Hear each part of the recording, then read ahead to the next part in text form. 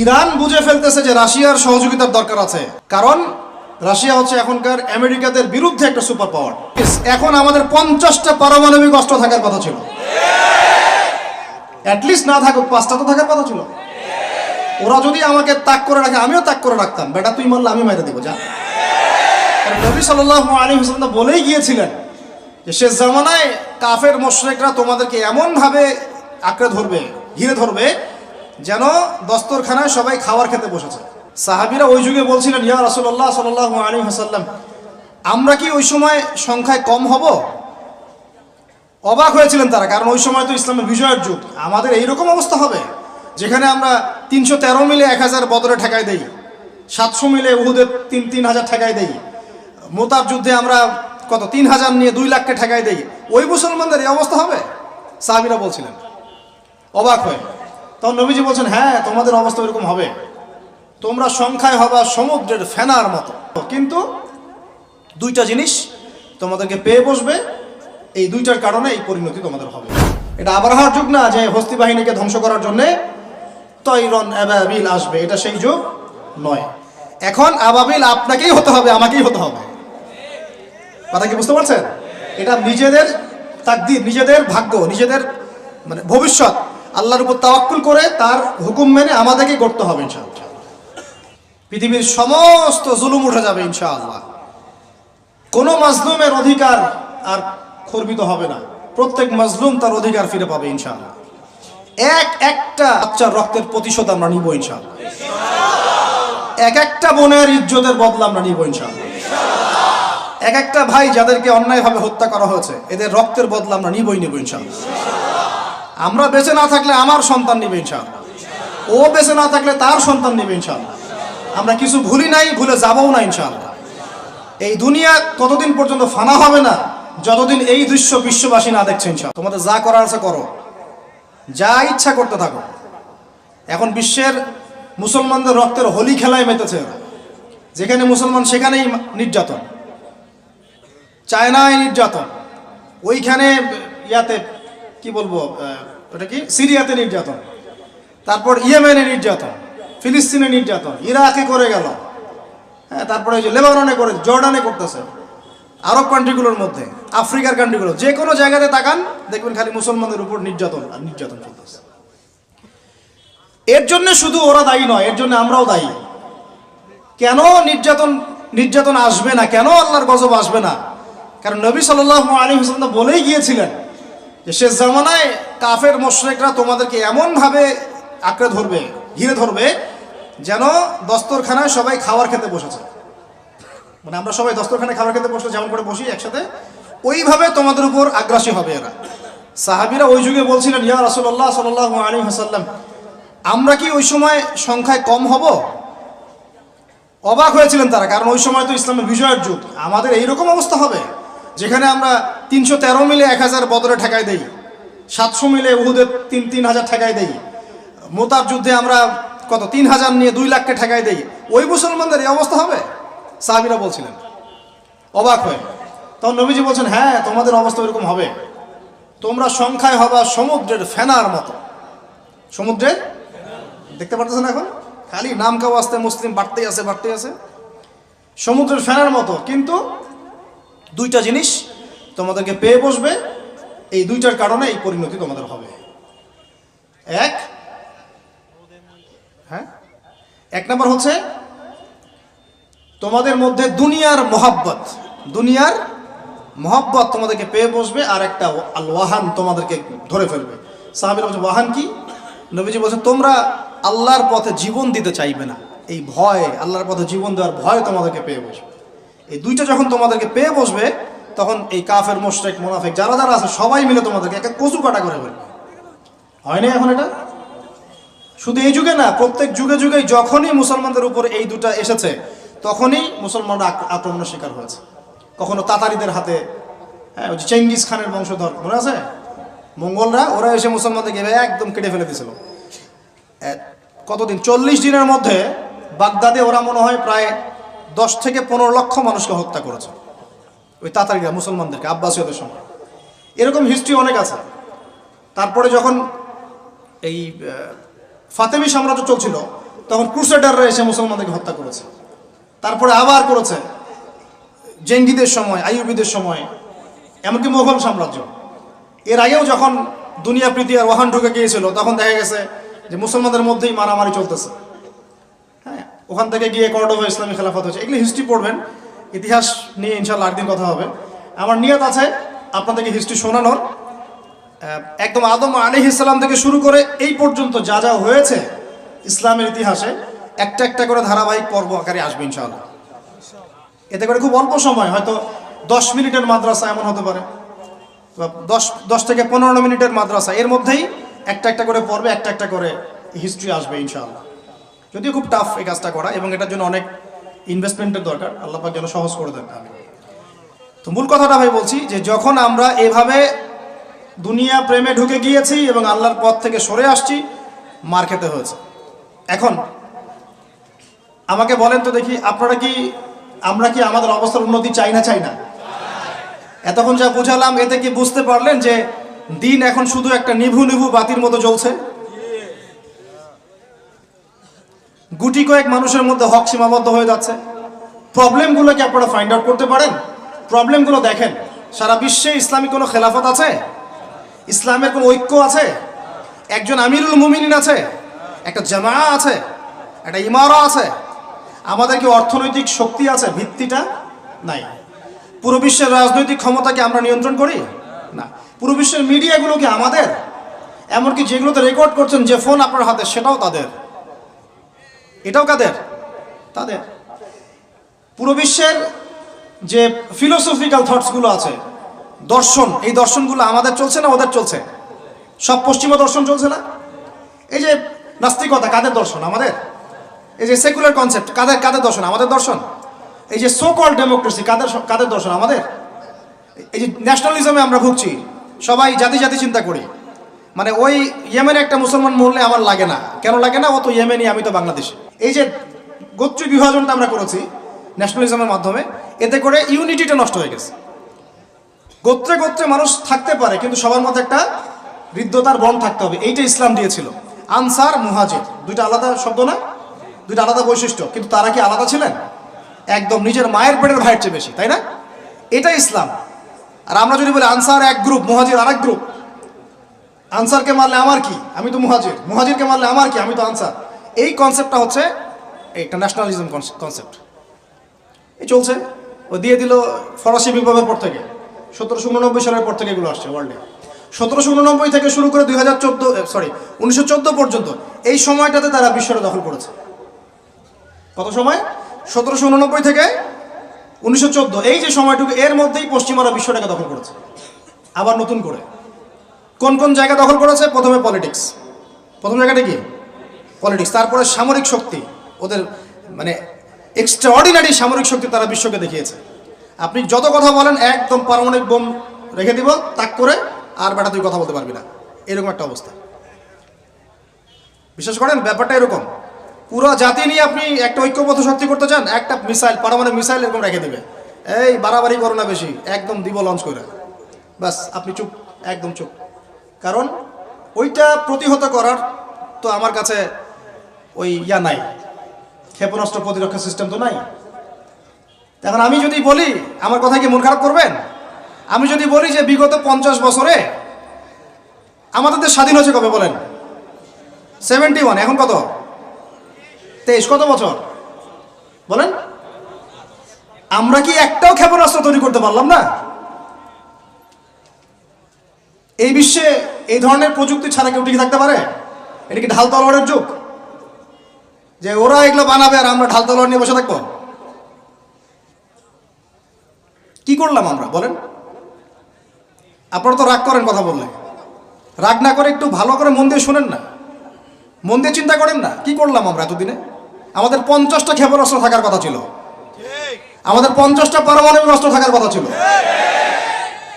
কিসের ভিত্তিতে আমরা লড়াই করব? কিসের ভিত্তিতে আমরা লড়াই করব?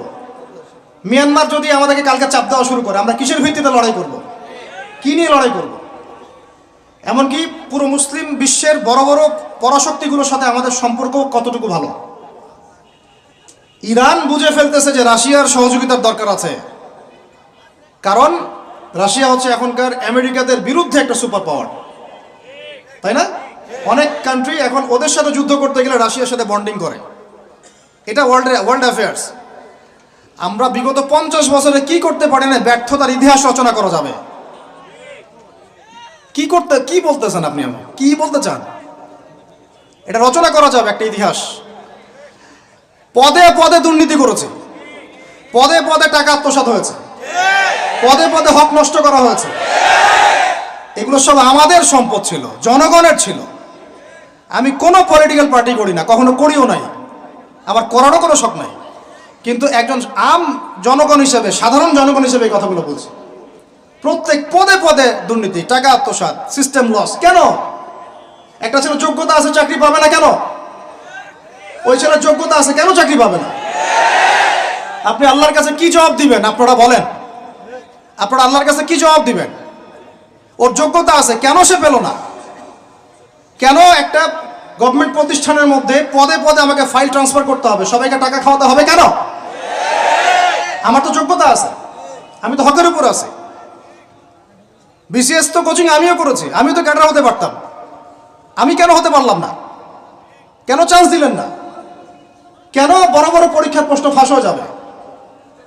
কেন একজন ডক্টর যাকে আমরা আমাদের ট্যাক্সের টাকা দিয়ে আমাদের ভাইরা বেতন দিচ্ছে, ও কেন দেরি করে হসপিটালে আসবে? কেন আসবে? কে ব্যবস্থা নিবে এগুলোর এগেনস্টে? আমরা ব্যবস্থা নিতে পারবো? আপনাকেই তো নিতে হবে।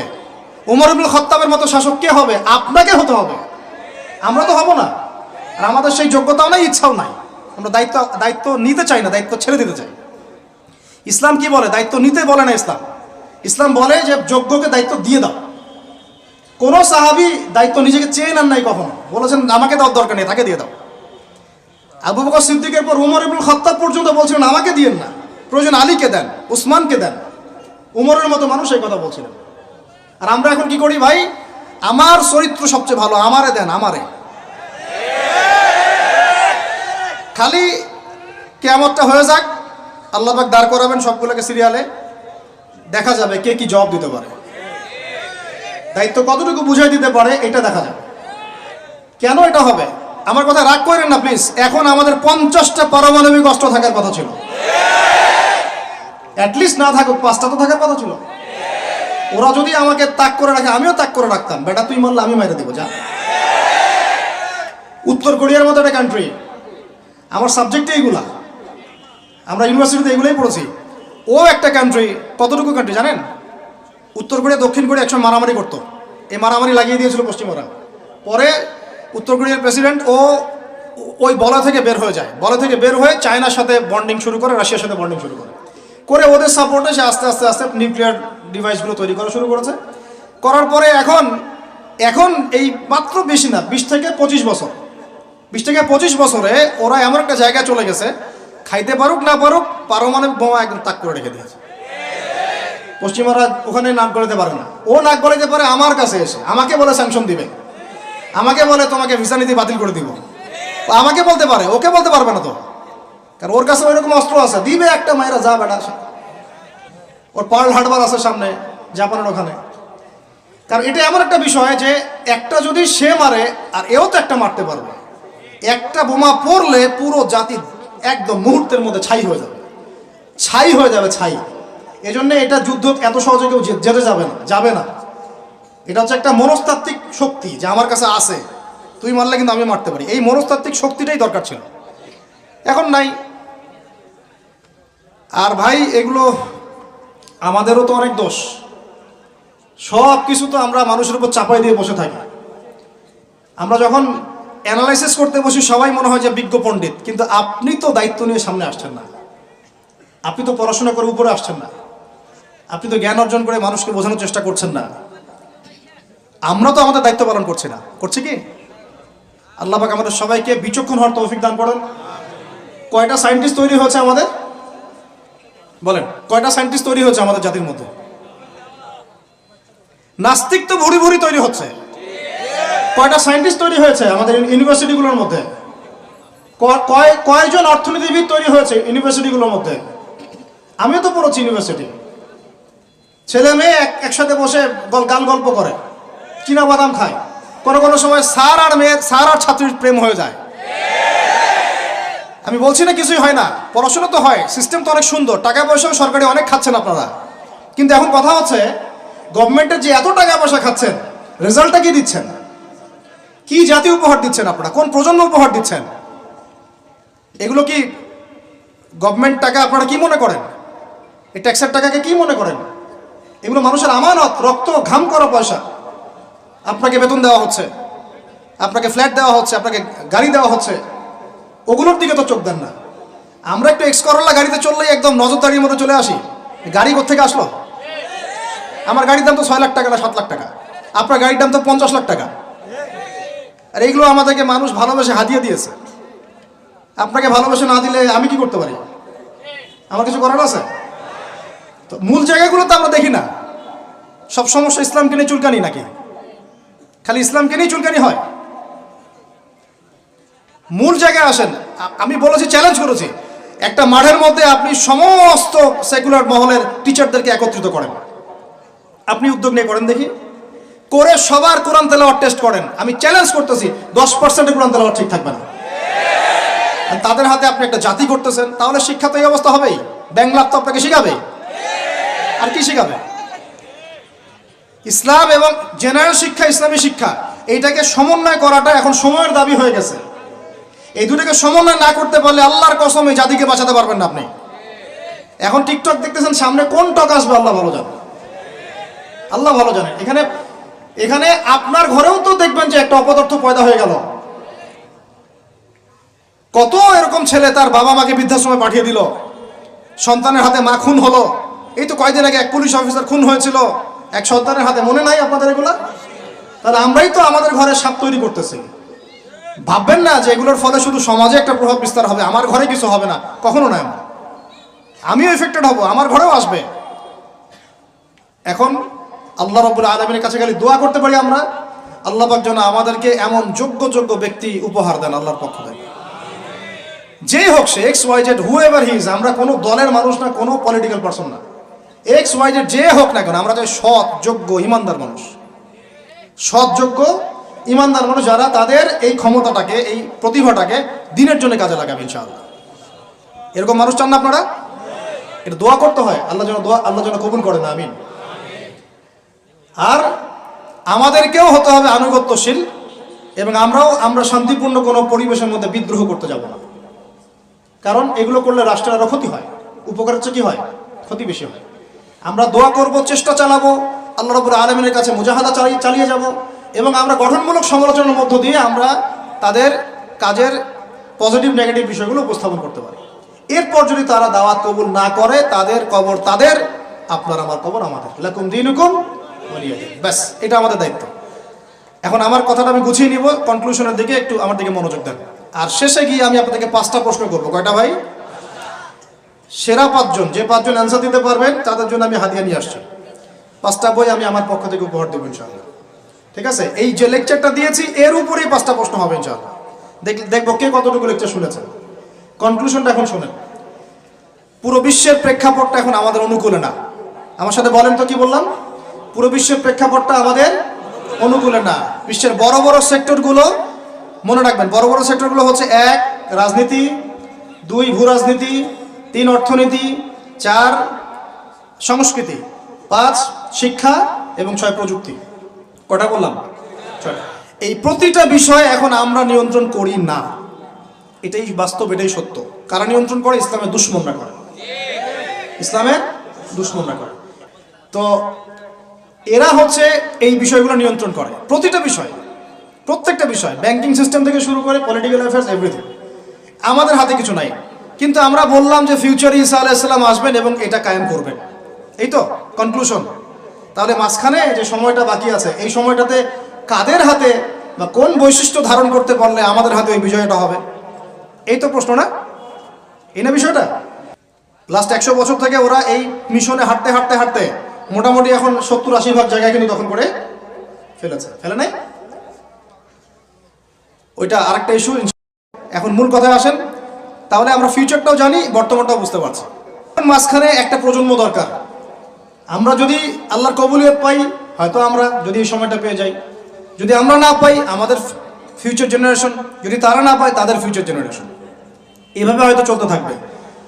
কখন সেই প্রজন্ম আসবে আর কোন বৈশিষ্ট্য তাদের থাকবে, এর আগে আমি জাস্ট আপনাদেরকে দুইটা আয়াত শোনাচ্ছি। এক, আল্লাহ পাক বলছেন ইন তানসুরুল্লাহ ইয়ানসুরকুম, সূরা মুহাম্মাদে আছে, তোমরা যদি আল্লাহকে সাহায্য করো আল্লাহ তোমাদেরকে সাহায্য করবে। আমার সাথে বলেন, তোমরা যদি আল্লাহকে সাহায্য করো আল্লাহ তোমাদেরকে সাহায্য করবে। মানে আল্লাহর কি সাহায্যের দরকার আছে? তোমরা আল্লাহকে সাহায্য করো বলতে তোমরা যদি আল্লাহর দ্বীনকে সাহায্য করো, তোমরা যদি আল্লাহর দ্বীনকে সাহায্য করো আল্লাহ তোমাদেরকে সাহায্য করবেন। ওয়া ইউসাব্বিত আকদামাকুম, তোমাদের পা আল্লাহ পাক শক্ত করে দিবেন ইনশাআল্লাহ। একটা। দুই নাম্বার, ইন্নাল্লাহা লা ইউগাইয়িরু মা বিকওমিন হাত্তা ইউগাইয়িরু মা বিআনফুসিহিম, আল্লাহ পাক কোনো কওমের কোনো জাতির অবস্থা ততক্ষণ পর্যন্ত পরিবর্তন করেন না, সংশোধন করেন না, যতক্ষণ তারা নিজেরাই নিজেদের অবস্থা পরিবর্তনের চেষ্টা না করে। আয়াত তো পরিষ্কার। এখন তৈরন আবাবিল আসবে না, এসে ইসরায়েলে হামলা করবে না, পাথর নিক্ষেপ করবে না, এটা সেই যুগ না। এটা আবরাহার যুগ না যে হস্তি বাহিনীকে ধ্বংস করার জন্য তৈরন আবাবিল আসবে, এটা সেই যুগ নয়। এখন আবাবিল আপনাকেই হতে হবে, আমাকেই হতে হবে। কথা কি বুঝতে পারছেন? এটা নিজেদের তাকদীর, নিজেদের ভাগ্য, নিজেদের মানে ভবিষ্যৎ আল্লাহর উপর তাওয়াক্কুল করে তার হুকুম মেনে আমাদেরকে করতে হবে ইনশাআল্লাহ। তাহলে কোন কোন বৈশিষ্ট্য লাগবে একটু খালি বলে শেষ করে দিই। এক, এমন প্রজন্ম চাই যেই প্রজন্ম 5 ওয়াক্ত নামাজ পড়ে। রাজি আছে কিনা ইনশাআল্লাহ? জোরে বলেন ইনশাআল্লাহ। আল্লাহ সাক্ষী থাকুন, আমিন। এমন প্রজন্ম চাই যেই প্রজন্মের প্রত্যেকটা মুসলিম পরিবারের 100% নামাজি মাশাআল্লাহ। এটা না হওয়া পর্যন্ত বড় বড় বয়ান করেও কোনো লাভ নাই। এক, ঠিক আছে ভাই? রাজি আছি তো ইনশাআল্লাহ? আজকের পর থেকে নামাজ ছাড়বো? আল্লাহ পাক আমাদেরকে নামাজ শক্ত করে ধরার তৌফিক দান করুন। আর নামাজটা ভালো করে শিখে নেবেন, ধীর স্থিরভাবে পড়বেন, তাড়াহুড়া করবেন না, ঠিক আছে? 3G 4G না, শান্তভাবে পড়বেন। দুই, আমরা এমন প্রজন্ম চাই যেই প্রজন্মের 100% মুসলমান কোরআন তেলাওয়াত করতে পারে। রাজি আছি কিনা ইনশাআল্লাহ? আগামী বছর ওয়াজ করতে আসার আগেই আপনাদের সবার কোরআন তেলাওয়াত সহি চাই ইনশাআল্লাহ। রাজি আছেন ইনশাআল্লাহ? আল্লাহকে কথা দেন, রাজি আছেন? অবশ্যই অবশ্যই কোরআন তেলাওয়াত শিখতেই হবে। যেমনি পারেন, যেভাবে পারেন, যত টাকা লাগুক, যার কাছে যেতে হয় হোক, যত দূরে সফর করতে হয় হোক, আপনার দায়িত্ব এটা, আমার দায়িত্ব না, হুজুরের দায়িত্ব না, এটা আপনার দায়িত্ব। আপনি কিভাবে শিখবেন আপনার ফিকির। 3 নাম্বার, আমরা এমন প্রজন্ম চাই যেই প্রজন্ম ভিতরে বাহিরে সুন্নতের অনুসারী। রাজি আছি ইনশাআল্লাহ? সবার চেহারা দাঁড়িয়ে থাকবে ইনশাআল্লাহ, সবার সুন্নতি লেবাস থাকবে ইনশাআল্লাহ, সুন্নতের আমল থাকবে ইনশাআল্লাহ। সুন্নতের জিন্দেগি বই পাওয়া যায়, কিনবেন, প্রত্যেকটা কাজের সুন্নত দেখে নেবেন, ঠিক আছে ভাই? প্রত্যেকটা কাজের সুন্নত আমল করার চেষ্টা করবো, আল্লাহ পাক তৌফিক দান করুন, আমিন। শেষ করে দিচ্ছি, মনোযোগ ধরে রাখেন, আর 5 মিনিট। 4 নাম্বার, এমন প্রজন্ম চাই যেই প্রজন্ম কোশ্চিনকালেও হারাম খাবে না। রাজি আছি ইনশাআল্লাহ? হারাম খাবো? সুদ খাবো? ঘুষ খাবো? দুর্নীতি করব? মানুষের সম্পদ আত্মসাৎ করব? অন্যায়ভাবে আমরা মানুষকে ঠকাবো? আল্লাহ পাক আমাদেরকে বোঝার তৌফিক দান করুন, আমিন। 5, এমন পরিবার চাই যেই পরিবার হবে পুরোপুরি ইসলামিক পরিবার। রাজি আছেন ইনশাআল্লাহ? আল্লাহ কবুল করুন, আমিন। এই জায়গাতে গিয়ে আপনাদেরকে একটা নসিহত করি যুবকদেরকে, বেশিরভাগই তো অবিবাহিত নাকি? কি দুঃখ, কি কষ্ট। একটা কাজ করবেন, আগে একটা ছোটখাটো হালাল রিজিকের ব্যবস্থা করবেন, তারপরে বিয়ে শাদী। হালাল রিজিকের ব্যবস্থা না কইরা বিয়ে শাদী করতে যায় না, নিজের মান সম্মান গায়রত বলে কিছু থাকবে না, ঠিক আছে ভাই? আরো যে বলছি, ভুলেও বেদিন কোনো মেয়েকে বিয়ে করতে যায় না। দিনদার মেয়ে খুঁজবেন, আর দিনদার মেয়ে তো বাইরে সার্টিফিকেট লেবাস দেখে বোঝা যাবে না আসলে। এটা আপনাকে খোঁজখবর নিতে হবে, দেখতে হবে তার পরিবার কেমন, ব্যাকগ্রাউন্ড কেমন, মা কেমন, ইত্যাদি ইত্যাদি, তার কোয়ালিফিকেশন কেমন, এবং পাত্রী দেখেও নেবেন। পাশাপাশি আল্লাহর কাছে দোয়া করতে হবে বেশি করে।